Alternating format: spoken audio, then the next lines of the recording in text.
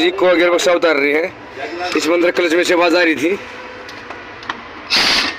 ये हमारी सारी पटन खुल गई, इसकी मोटरिंग खुल गई पीछे वाली, इधर से खुल गया ये सारे जो होजिंग के बोल्ट, ये डबरी होती है यहाँ पे खोल दिया, स्लैब खोल दिया है। अभी गियर बक्सा उतर कर दिखाएंगे आपको। गियर बक्सा उतर गया है, डायरेक्ट मोबाइल देखो, क्लच पर खोल कर दिखाओगे। क्लच इंजन बन रहा है इसका, सारा सब कुछ खत्म है इसका। वैसे भी झटका है, अरे देखो बिल्कुल प्लान होगी,